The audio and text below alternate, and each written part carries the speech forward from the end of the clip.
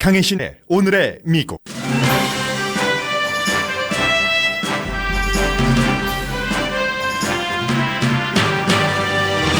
여덟 시간 30분 뒤면 북한 지도자가 1950년 그날 이후 처음 남한 땅을 밟고 평화를 말하는 남북회담을 시작합니다.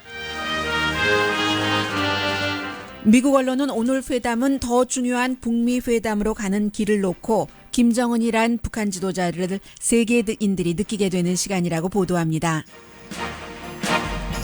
워싱턴 포스트는 남북 북미 정상회담에 대한 기대가 너무 높은 것을 경계해야 하고 특히 미군은 낙관 대신 철저한 준비가 필요하다고 경고했습니다.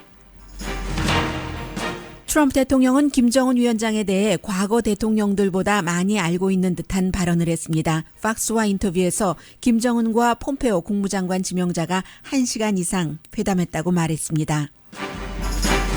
북한 회담을 이끌 마이크 폼페오 국무장관 지명자가 오늘 상원 전체 투표에서 인준받을 게 확실합니다. 국무장관이 되자마자 나토 회의에 참석하고 곧바로 이스라엘을 방문할 예정입니다. 보훈처 장관 지명자는 청문회가 열리기 전에 약 20명의 증언에 따라서 사임할 것으로 보입니다. 지명자는 자신에 대한 모든 증언은 거짓이라고 주장합니다. 환경청 장관은 로비스트에게 집을 사는 등의 적절치 못한 조치로 하원 청문회에 출석했습니다.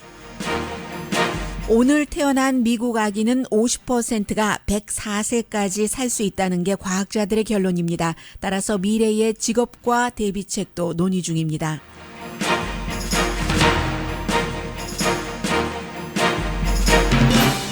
여러분 안녕하십니까? 오늘의 미국 강혜신입니다. 오늘 아침에 뉴욕타임즈의 사진으로 한국전을 쭉 보여주는 아주 짧은 에세이 기사가 실렸습니다. 첫 번째 사진은 전우의 시체를 넘고 앞으로 하는 구식 총을 메고 군화요. 해병대원이 어깨 가슴까지 진흙과 진땀에 덮인 채 정말 전우의 시체를 넘어가는 그 장면입니다. 두 번째 사진은 1950년도 인천 상륙작전이고 미국 해병대입니다. B-29 폭격기도 보이고 완전한 폭격으로 미국에서 이제 토네이도가 지나간 것 이상의 그런 마을 평양. 그 당시에 평양의 민간인이 25%가 숨졌고 사진이고 그 다음이 이제 1951년도 연합군 낙하산이 보이고 친구가 숨진 보병을 달래주는 다들 보병끼리죠. 다른 보병 서로 이렇게 껴안고 있는 사진도 보입니다. 1951년 북한군에게 포위돼서 집차에서 내려와 항복하고 손을 든 미국 군 보입니다. 그리고는 이제 코리안 보이라고 이 사진 에세이 제목을 붙였는데 무너진 집에서 집이 어디 있었는지조차도 이 소년이 알아볼지 모르겠습니다. 너댓 살 된 그 정도의 소년인데 고무신을 신었습니다.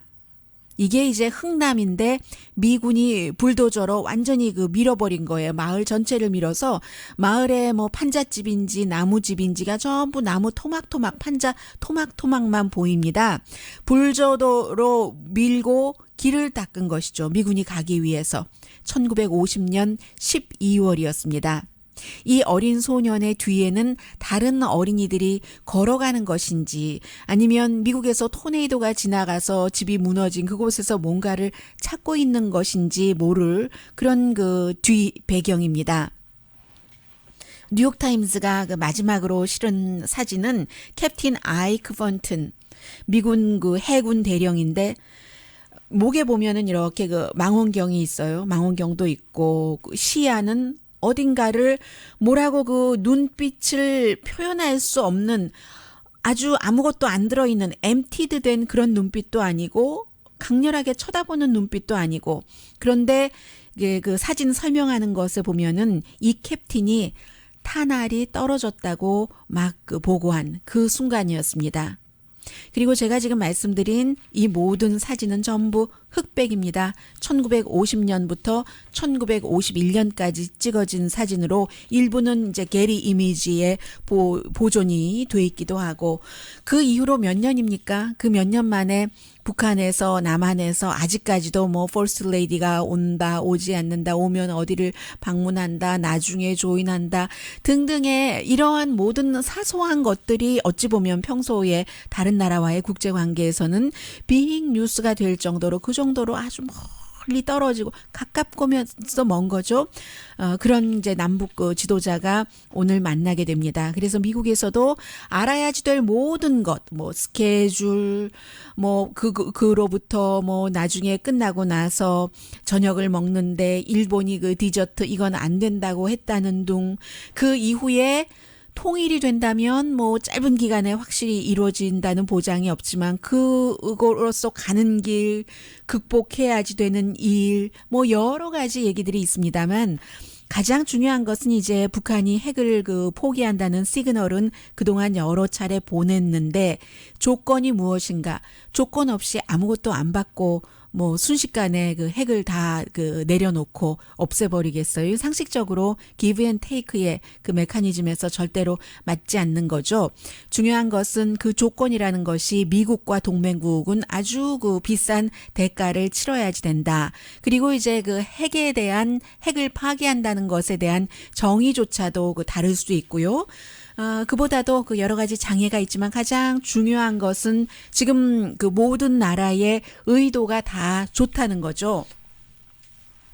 서로 관심을 갖고 있는 배 속 안에 들어있는 모양새, 근육, 세포, 원하는 브레인의 뭐 여러 가지 진 이런 것은 진이라기보다 세포 같은 것은 색깔이 다를 겁니다. 이런 모든 것들을 이제 미국 언론이 여기저기서 정리를 하고 있어요. 사우스 코리아 같은 경우는 이번에 남한과 북한과의 사이에서는 휴전협정을 평화협정으로 만들어가는 그런 과정 그리고 이제 통일을 얘기할 테고 뭐 여러 가지가 있겠죠. 남북 이산가족.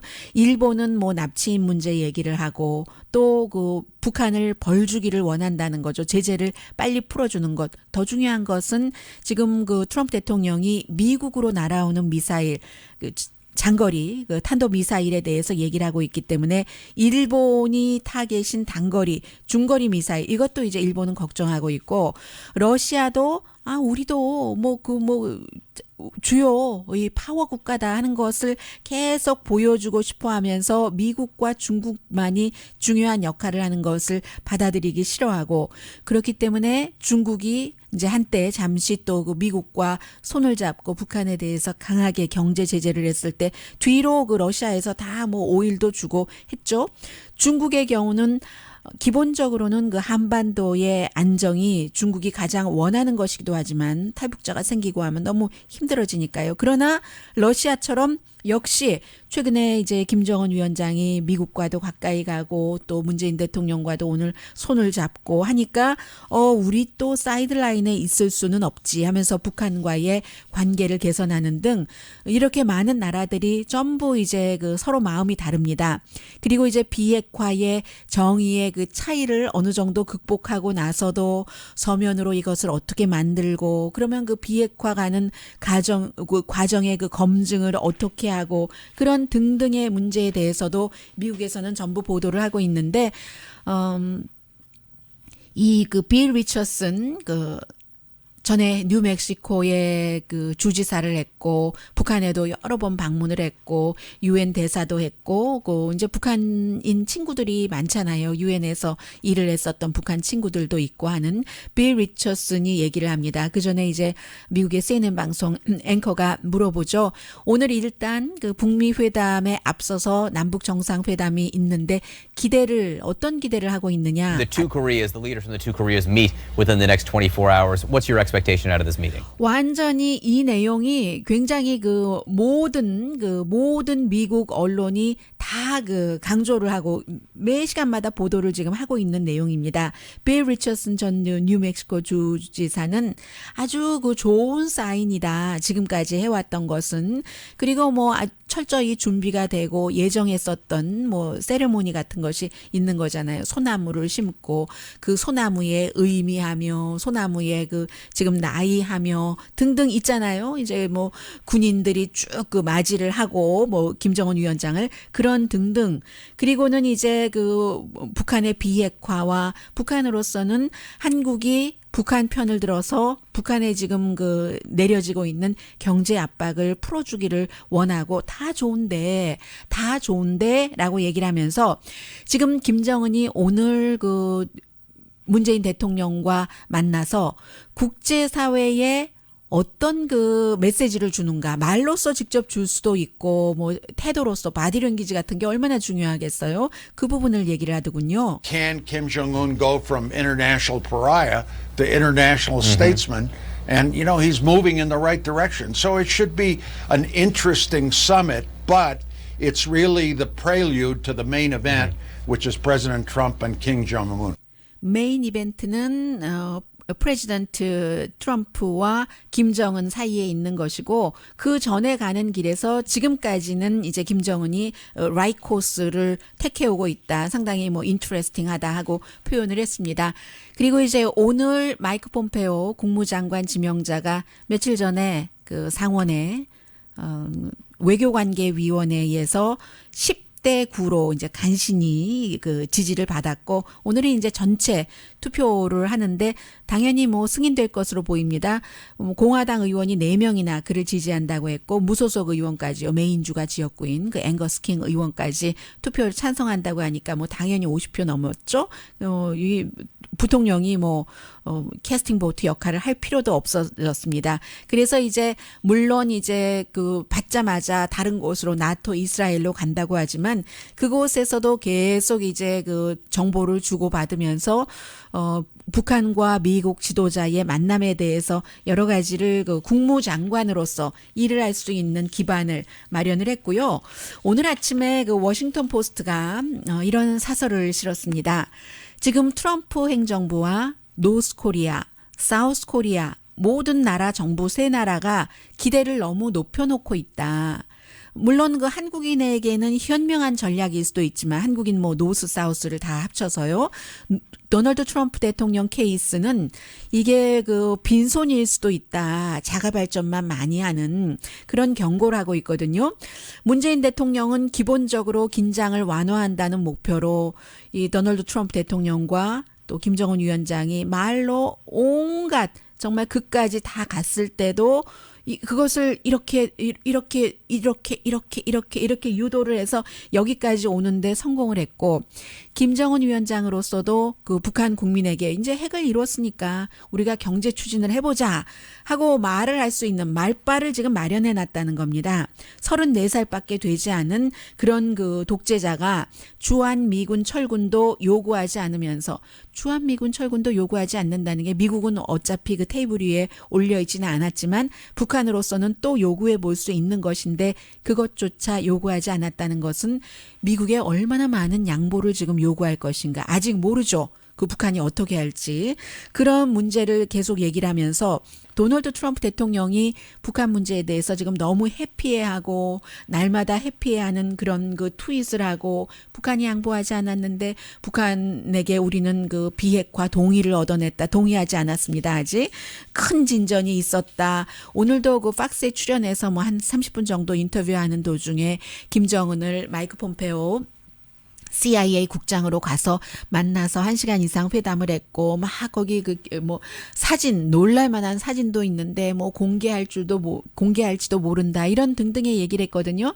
그런 것들은 그만큼 지금까지 김정은을 만나본 지난번에 그 매드린 올브라이트 민주당 당시에 클린턴 당시에 국무장관을 빼고는 이렇게 가까이서 많은 시간 회담을 한 사람이 없기 때문에 정보를 일단 그 세계에 김정은이 판문점에서 군사분계선을 넘는 그 순간 보여줄 그 모든 것보다 이 트럼프 대통령이 미리 많은 그 지식을 갖고 있다는 거죠. 그런 내용들을 이렇게 시사를 오늘 팍스 TV에서 했습니다.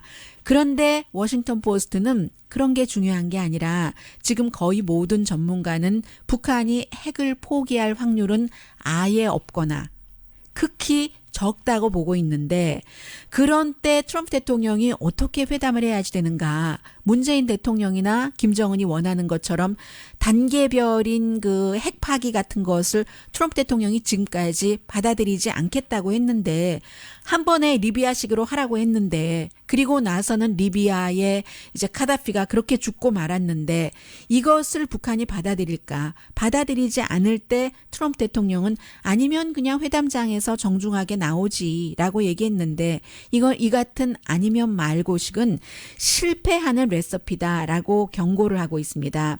트럼프 대통령과 이 북미 회담을 준비하는 미국의 관계자들이 아주 조심스럽게 생각을 하고 지금부터라도 회담을 준비를 해야지 되는데 그 조심스럽게라는 것은 미국의 그 이득이 되도록 현실적인 바탕에서 가능한 한 시나리오에서 작전을 짜야지 된다는 겁니다. 무엇을 얻으려면은 조심스럽게 짜야지 된다는 겁니다. 그러면서 맨 마지막에 워싱턴 포스트 사설이 지금 남한과 북한이 하고 있는 것처럼 남북한은 그 부분에 대해서 잘하고 있다는 얘기입니다. 그리고는 앞에 제가 저는 이제 코리안 아메리칸이니까요. 뉴욕타임즈에 어찌 보면 뭐 별것이 아닐 수도 있는 그 한국전 당시의 사진을 보면서 정말 많은 그 느낌? 뭐 울컥임 이런 것들이 있었거든요. 그런데 어떻게 우연히도 오늘 아침에 그 도널드 트럼프 대통령이 팍스 뉴스와 인터뷰를 하고 전쟁터에 나가서 또한 군인으로서 다친 그런 그 미군들에 대해서 우리 정부가 이렇게 하겠습니다. 다치는 일이 있어서는 안 되는데 앞으로도 그런 것을 막겠고 그 다친 군인들 당신이 사랑하는 사람, 가족을 우리가 날마다 생각하고 최선을 다해서 당신들을 보호하고 지금도 그렇고 언제나 절대로 잊지 않겠습니다. 라고 트럼프 대통령이 다친 그 군인들 앞에서 얘기를 했습니다. Our noble warriors is that my administration will support you and your loved ones and your amazing families every single day, now and always. We're never going to forget. May God bless you. May God bless our wounded warriors. May God bless our military. And may God bless America. Thank you very much. Thank you. 네. 병사가 다치고 나서 국가가 그들이 사랑하는 사람들을 다 그 돌봐주고 한다는 이런 다짐도 중요하지만 더 중요한 것은 원래 군인이 전쟁터에 나가서 다치는 일이 없도록 한국전 같은 제2의 그런 일은 일어나지 않도록 하는 것이고 그게 지금 수십 년 만에 우리 모두가 세계가 지켜보고 있는 바로 이 기회입니다.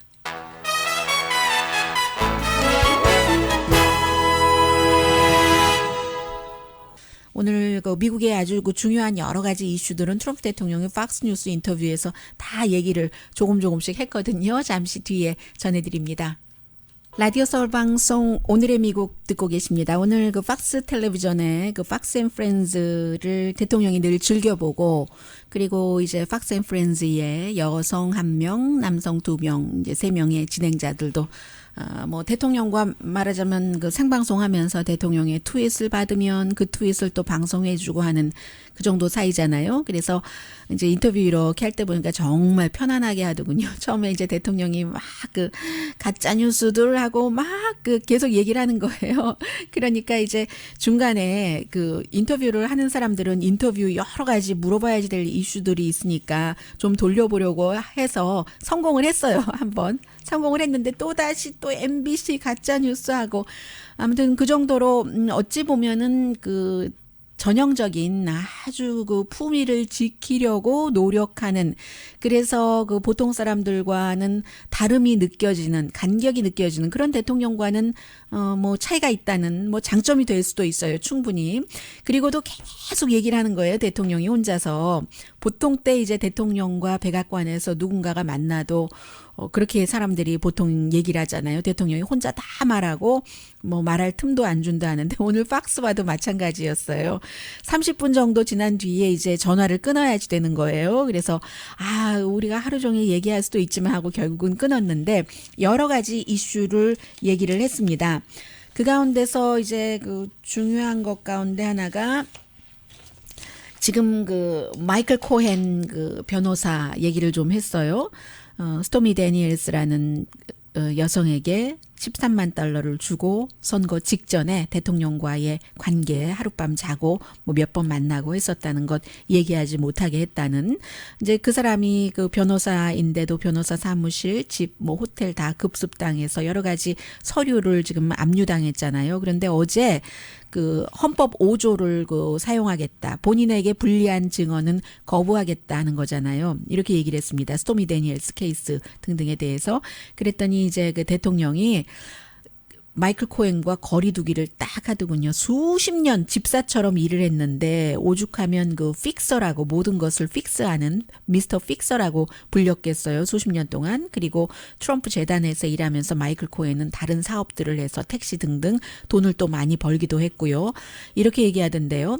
나는 굉장히 지금 내가 뭐 비즈니스를 이렇게 크게 하다 보니까 변호사를 쓸 일도 많고 변호사가 나를 위해서 일해줘야지 될 그럴 그 일들이 많은데 아주 조금 이 그 마이클 코헨은 나에게 그 일해준 그 부분이 아주 조금이다. 아주 조금이다. 이런 얘기를 했고 그리고 뭐 나는 뭐 그의 비즈니스에 대해서는 잘 모르는데 그가 그 불리한 증언을 거부한다고 한 것은 뭐 비즈니스 관련 뭐 그런 일 때문이 아니겠는가라고 얘기를 했거든요. 근데 이 트럼프 대통령은 전에는 이 그 헌법 5조를 사용하는 것에 대해서 잘못이 없는 사람이면 왜 헌법 5조를 제대로 증언하면 되지? 왜 증언을 거부해? 이렇게 얘기했던 적도 있어요. 그 힐러리 클린턴의 뭐 테크놀로지 스페셜리스트에 대해서 한 말. 근데 본인 자체는 한 케이스만 가지고도 97번이나 뭐 그 불리한 증언이라고 거부하고 이런 케이스도 있거든요. 첫 번째 와이프와 이혼할 때. 뭐 그랬습니다. 아무튼 그렇게 얘기를 해서 어쨌든 마이클 코헨이라는 개인 변호사하고 거리 두기를 했다는 것. 그리고 또 하나 며칠 전에 말씀을 드린 트럼프 대통령이 뭐 러시아 더스의 그 부분에 대해서 특히 리치 칼튼 호텔에서의 뭐 침대에서의 뭐 러시아 매춘부들 뭐 소변 보게 했다는 그 부분은 블룸버그 뉴스가 여러 자료를 점검을 해서 대통령은 제임스 코미에게 2번이나 나는 그때 미스 유니버스 할 때 당일날 가서 당일날 뭐 전세기 타고 왔는데 잠도 안 잤는데 어떻게 리치 칼튼에서 그런 일을 할 수가 있겠는가 뭐 이렇게 말을 했다고 하는데 그런데 오늘 팍스와의 인터뷰에선 대통령이 나는 제임스 코미에게 모스크바에서 잠 안 잤다고 말한 적이 없다. 잤다. 짧게 머무르긴 했지만 잠은 잤다. 이런 말도 했고요. 그리고는 쟈니 잭슨에 대해서는 지금 큰 조직을 이끌어 본 경험은 없지만 재향청의 장관으로 지명이 돼 있는 이 사람에 대해서는 방어하고 그 뭐 상원이 특히 민주당이 아주 가짜게 인준 청문회를 하려고 하는데 뭐 이런 식으로 그 방어를 했어요. 그리고 또 뭐가 있나요? 멜라니아 트럼프 여사가 오늘 48번째 생일이거든요. 그래서 진행자들 보러 함께 우리 뭐 멜라니아 트럼프 생일 축하해 주자. 뭐 이렇게 본인이 주도하기도 했고 뭐 선물로 뭘 준비했냐고 하니까 내가 바빠서 준비하지는 못했는데 카드는 준비했고 이렇게 얘기를 했습니다. 준비했겠죠. 뭐 본인이 꼭 준비해야 되는 거 아니니까 준비를 안 했겠어요. 아무튼 그런저런 얘기를 했고 제 대통령이 지금 오늘까지도 방어하고 있는 쟈니 잭슨의 경우는 아마 사임할 준비가 돼 있는 것 같습니다. 지금 그 상원의 소위원회에서 먼저 청문회를 하려고 했는데 그 재향청이요. 이 보훈처 위원회에서 하려고 했는데 인준 청문회 자체를 연기한 게 전현직 이 사람과 같이 일을 했었던 사람이 정부 차량을 운전하고 가다가 음주운전으로 뭐 충돌 사고를 일으켰다. 근무 중에 술을 너무 많이 마시고 처방도 남용을 하는데 어느 정도냐면 오피오이드를 포함해서 마치 그 환자에게 캔디 주듯 이 사람이 처방을 남용을 했었다. 뭐 이런 등등의 얘기입니다. 본인은 이 같은 주장에 대해서 23명의 전현직 동료들이 아마 뭐 직급에 상관없이 이제 그런 증언을 했는 모양인데 본인은 전부 거짓말이다. 가짜다. 지어낸 말이다. 뭐 이렇게 얘기를 했는데 그럼에도 이제 스트레스를 굉장히 받는 것 같아요. 국방부 다음으로 미국에서 그 정부의 큰 조직이 이 보훈처이기 때문에 수십만 명의 직원과 또 이제 제향군인은 또 수백만 명이 있잖아요. 그래서 이제 아마 글쎄요 사임을 할지 안 할지는 모르겠습니다만은 그렇게 돼 있고요. 현재는 지금 그 스캇 프로이트 환경청 장관이 출석을 했어요. 소환받은 거죠. 의회 하원에. 왜냐하면 너무 이슈가 많아서 해외여행 다닐 때 그 납세자들 돈을 너무 낭비했다. 워싱턴 DC에서 원베드룸 콘도를 전혀 시세에는 맞지 않게 그것도 본인이 잠잘 때만 뭐 $50씩 줬다. 그리고 카도구 내부에서 뭔가 불협화음이 있기 때문에 뭐 전화 부수인가요? 뭐 방음 장치를 하는데 뭐 $30,000인가 $40,000를 썼다고 하고 24시간 경호원을 대동해서 전임자보다 뭐 경호 비용을 뭐 3배 더 쓰고 등등 스텝 특히 또 딱 집어서 2명에게만 굉장히 그 봉급을 이리저리 그 편법으로 올려준다던가 이런 모든 부분에 대해서 청문회에 나가서 지금 답변을 하고 있는데 본인은 잘못하지 않았다는 거고 23페이지짜리 먼저 그 조목조목 본인의 그 혐의에 대해서 반박하는 것을 지금 의회에 보내놨고요. 그리고 대통령이 그 쟈니 잭슨 주치의에 대해서는 그런 얘기를 했습니다.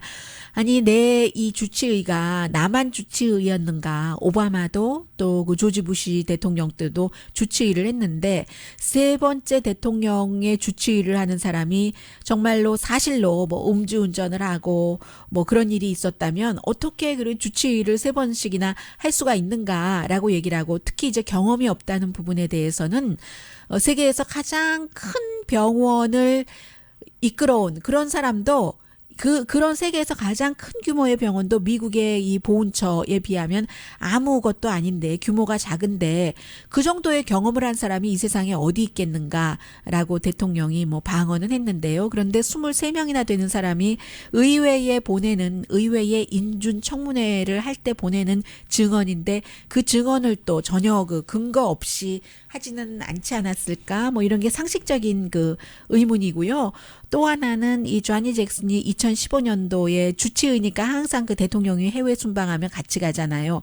그 당시에 오바마 대통령 해외 순방 때도 호텔에서 술 먹고 뭐 발로 차고 시끄럽게 굴고 해서 경호원들이 달려가서 그때는 이제 대통령이 깰까봐 그 정도로 이제 좀 그 소란을 피웠다는 거죠. 주사가 조금 있다는 얘기죠. 조금인지 많이인지 모르겠습니다만 아무튼 그런 케이스까지 있었습니다.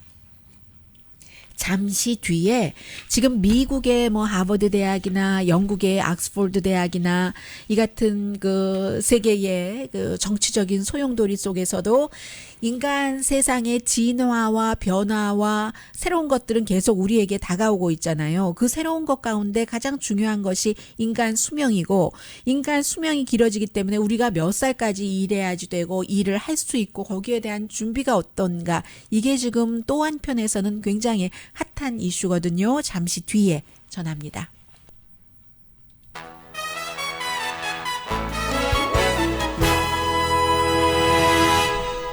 라디오 서울 방송 오늘의 미국 듣고 계십니다.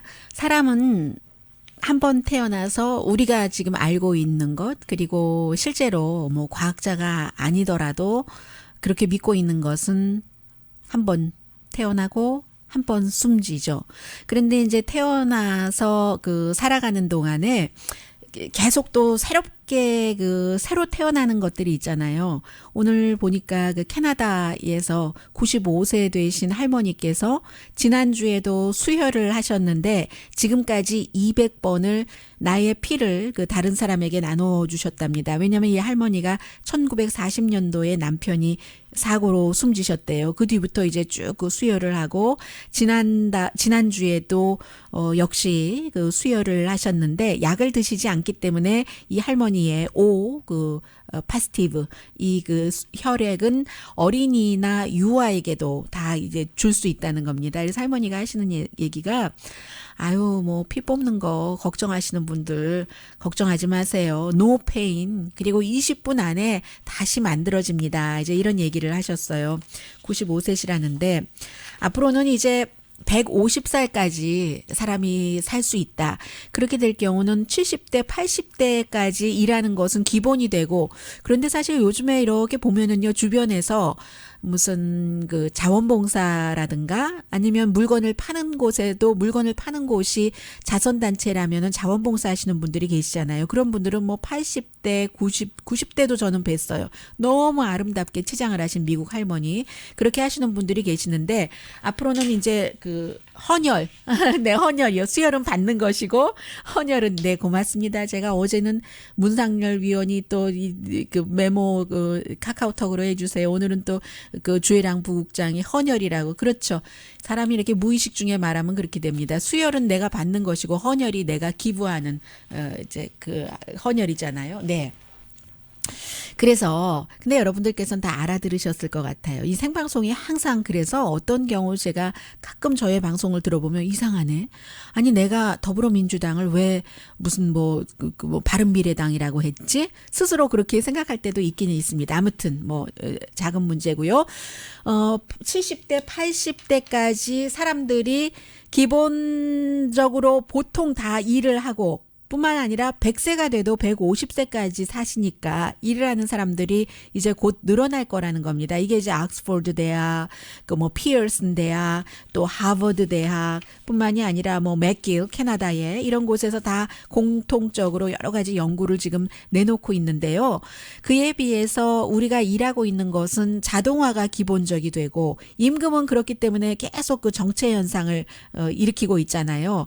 그러면 우리가 70세, 80세까지도 계속 일을 하게 돼야 되면 무엇을 배워야지 되는가? 지금 그 젊은이들, 어린이들에게는 무엇을 미래의 학생들에게는 가르쳐야지 되는가 하는 그 결론을 보면은요. 공통적인 게 아주 깊이 있는 지식과 깊이 있는 기능, 디테일한 거. 예를 들어서 지금 이제 컴퓨터 뭐 코드를 만들고 풀고 하는 코더 같은 경우가 2018년에는 아주 그 좋은 잡이 될 수 있지만 2030년까지 그 잡을 유지하려면 더 많은 것을 디테일, 기술, 기능을 배워야지 된다는 거 뭐 너무 당연하고요. 그런데 이제 어린이가 어린 단계에서 고단위 기능을 배우는 것은 불가능하잖아요. 그래서 나중에 대학을 70세, 80세, 100세까지 일하실 때는 다시 가고 마음과 정신을 리프레시 시켜야지 된다. 이게 이제 전문가들 얘기고요. 유전학 그 박사인 데이비드 싱클레어 하버드 대학교예요. 이분이 뭐라고 얘기하냐면 150세까지 살 수 있는 사람은 벌써 태어났다. 오늘 미국에서 태어나는 아기는 104세까지 살 수 있는 확률이 50% 대 50%고 이미 일부 아기는 150세까지 살 수 있다.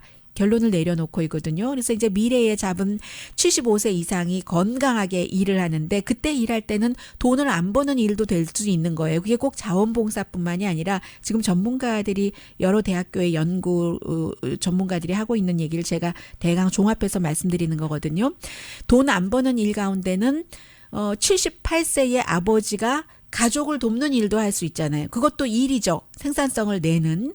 그리고 이제 앞으로는 여성들이 뭐 가족 계획을 그 늦게까지 잡는 거에 아이 낳는 것을 해서 새로운 테크놀로지가 충분히 도와주고 있기 때문에 40대에 아이를 낳는 것이 이제 흔해질 수도 있고요.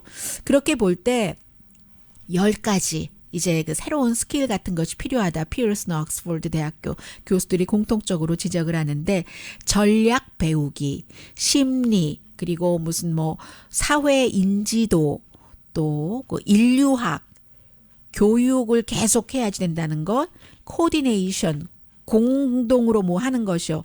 그리고 거침없는 아이디어, 계속 배우기.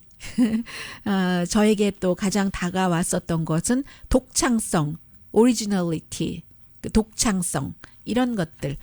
기회가 좀 해주지 못하는 그런 것들을 우리가 배워야 된다는, 이 사실이 이런 거는 어느 정도 타고나는 것일 수도 있고요. 살아가면서 그 사람의 그 살아감, 그 모든 행태가 이런 앞에 말씀드린 이 같은 것들을 만드는 것일 수도 있고요.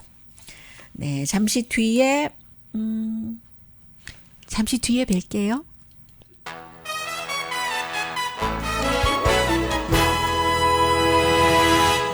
라디오 서울 방송 오늘의 미국 듣고 계십니다. 마이크 폼페오 이제 국무장관 지명자 오늘 이제 국무장관으로 확인이 될 것 같은데요.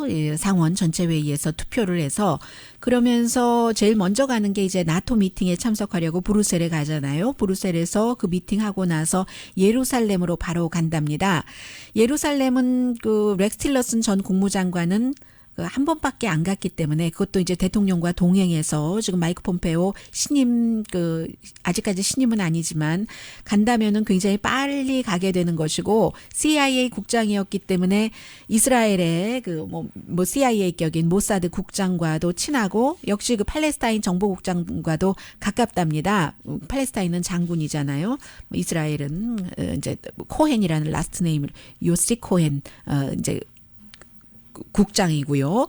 그래서 원래 그 CIA 국장 때도 이스라엘 이슈에 굉장히 좀 관심을 많이 가졌던 사람이고, 동시에 팔레스타인과도 접촉을 했었거든요. 그런데 이제 트럼프 대통령이 이스라엘의 수도를 그 예루살렘으로 인정을 하고 미국 대사관을 텔아비브에서 예루살렘으로 이제 다음 달이네요. 뭐 미국 상원의원도 굉장히 많이 가던데요. 옮긴다고 하고 나서 팔레스타인이 우리는 대화할 수 없다 해서 지금 관계가 아주 서먹해졌는데, 만약에 이 폼페오 국장이 이스라엘을 가고 지금까지 그 팔레스타인을 가는가, 팔레스타인의 누군가를 만나는가 하는 것에 대한 발표는 없거든요. 그렇게 되는 경우는 아마 뭐 연락하지 않겠어요, 서로? 팔레스타인도 끝까지 언제까지 뭐 대치해서 문제가 해결되는 것 아니니까, 그런 그 마이크 폼페오 신임이 이제 곧 된다면, 임명장 받으면 국무장관이 그 전직이 그 CIA 국장이었기 때문에 이제 이런 그 많은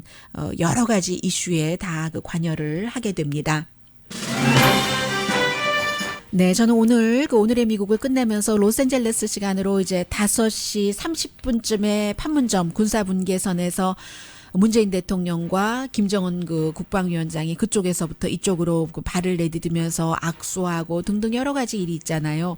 그 가운데서 저는 한라산과 백두산 흙을 함께 섞어서 또 이제 소나무, 1953년생 소나무를 심으면서 김정은 위원장은 한강수, 문재인 대통령은 대동강물 이제 이렇게 그 부어준다고 하죠. 잘 자라라, 우리 그 평화회담처럼 이렇게 얘기를 한다고 하는데, 또 이제 그 사이에 이런 것들을 보면서 그 트럼프 대통령을 협상가라고 하잖아요.